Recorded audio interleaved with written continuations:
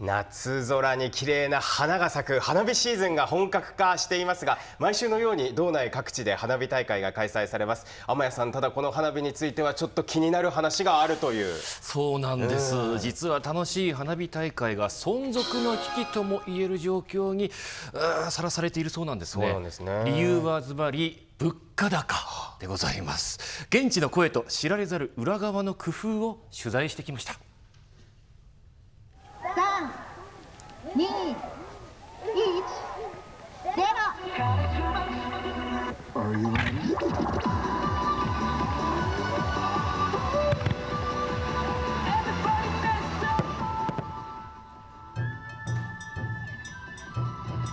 夏の夜空を彩る大輪の花火。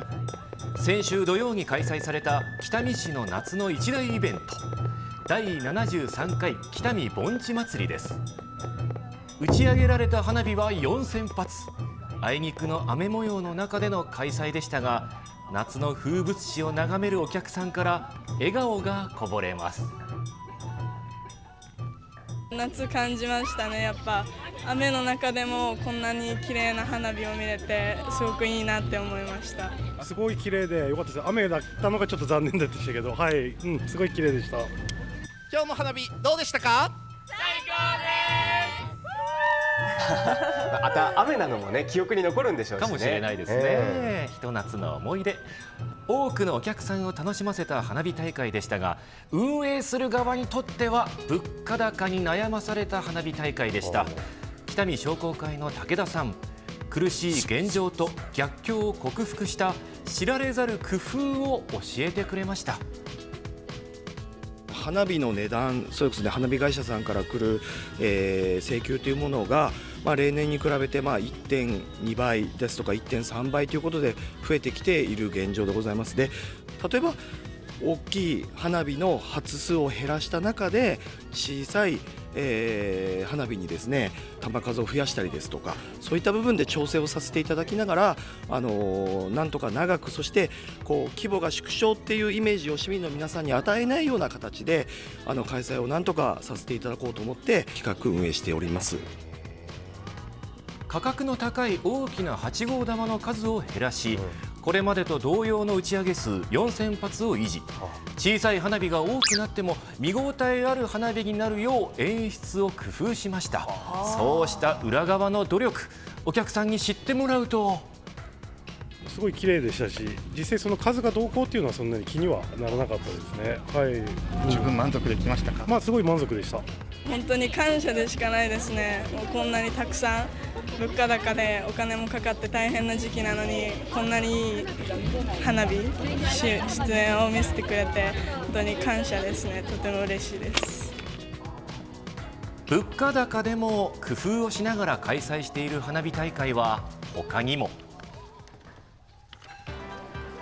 札幌市中央区の豊平川沿いで毎年およそ4000発の花火が打ち上がる同心 UHB 花火大会。これも迫力ありますからね。今年は来週金曜に開催予定です。今までは豊平川の両岸2カ所で花火を打ち上げていましたが、今年から打ち上げ場所を1カ所に集約。その場所を利用して初めて導入することがあるんです。北本さん、何だと思いますか？なんだろう。ステージイベントとか集客につなげ、あれか、なんか有料の席とか。正解です。そうなんです。今年から有料エリアを設けます。多くなってますよね、こういう花火大会ね。そうなんですよ。料金は1000円。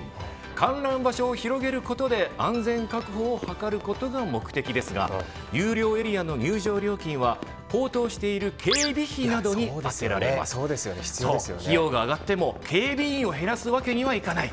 従来通りの安全を維持するための試みです。大変だ。花火大会を維持するための工夫は道北の離島礼文町の花火大会でも。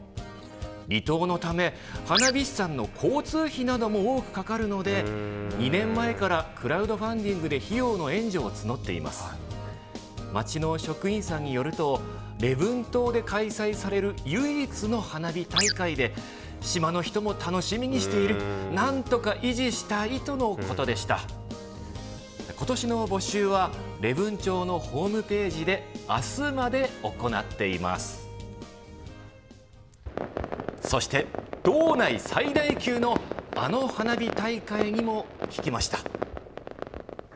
告知用のポスターが飾られています。ありましたありました。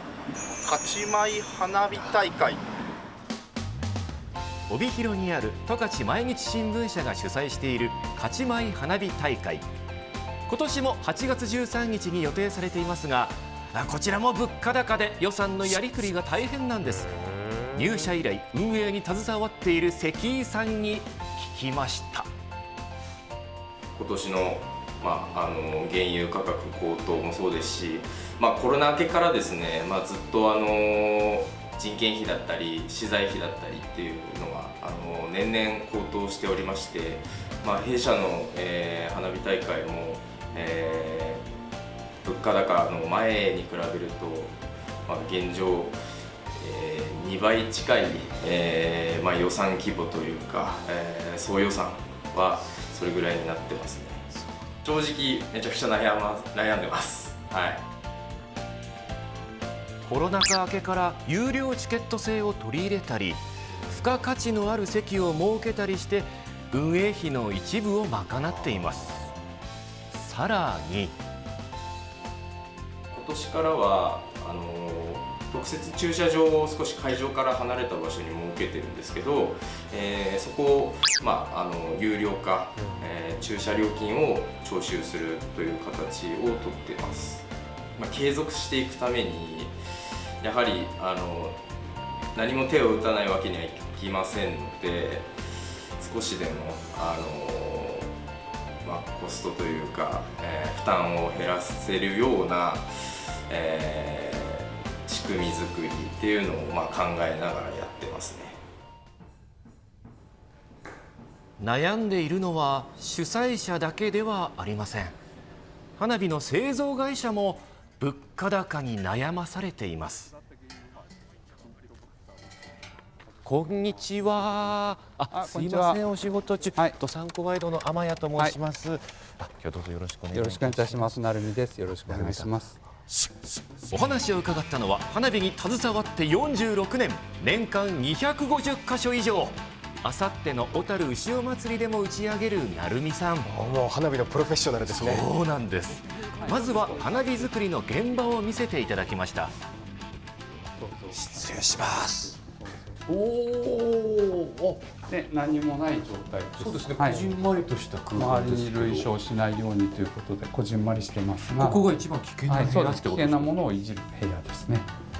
で、こちらにあるのが打ち上げに使う黒色昇竜火薬です。火薬だ。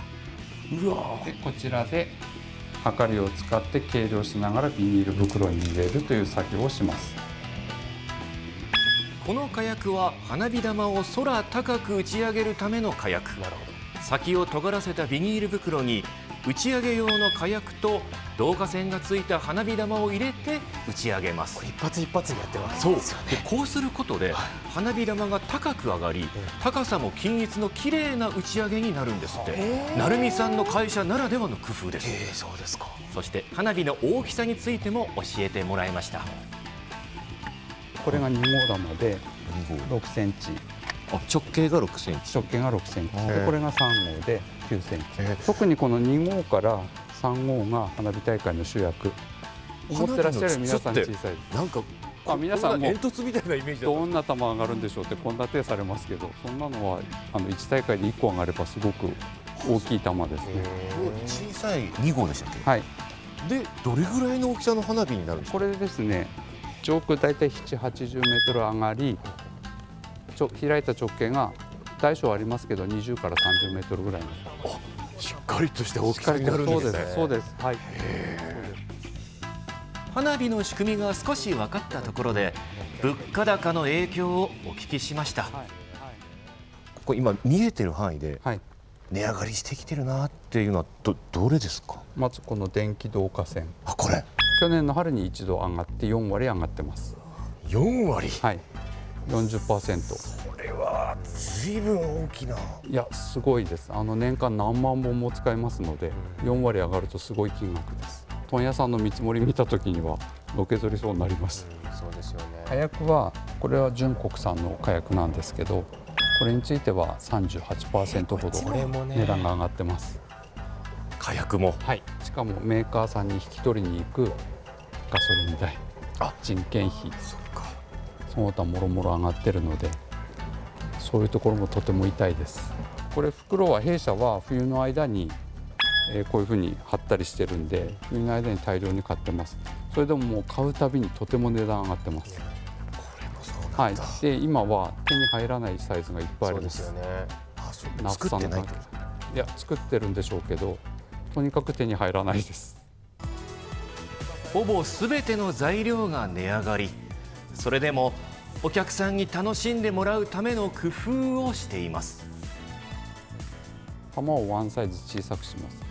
その分お客様の近くに寄ります。保安距離が短くなるっていう法令がありますので、弾が小さくなれば。じゃあ見て感じるの迫力は同じぐらい。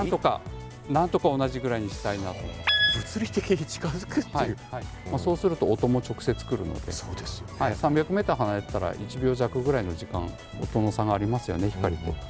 それをなくする方向に持っていきたいということで、小さめだけど賑やかで満足感は変わらないよという方向に持っていきたいなっていう営業をしてます。物価高に負けない花火大会。夏の風物詩を守る工夫が各地で始まっています。もう知恵を振り絞って、なんとかそもそも花火大会をできるように次の年もっていうことで考えてらっしゃるんですね。そうなんです。当たり前に見られるものじゃなくて、いろんな方の努力があるからこそ打ち上げられてるんだっていう感謝の気持ちも込めて眺めたいなと思いました。だからもう有料席になってなんかもう無料で見られなくなるとかいろんな声はありますけど、もう仕方ないことなんだって捉えないといけないんでしょうかね。だと思います。で打ち上げに携わる職人さんたちって、我々の声聞こえてるんですって。そうなんですって。まあそっか、距離に大きな声がわーっていう歓声があるから、どんなに辛くても頑張れるんだ私たちはっていうふうにおっしゃっていて、そうなんです。今週末もご覧の地域などで花火大会が予定されていますけども、綺麗な花火も裏側には大変な努力が詰まっているんだと思うと、見え方が少し変わってくるんじゃないでしょうかね。感謝の気持ちを込めて拍手を送りたいですよね、花火大会の時はね。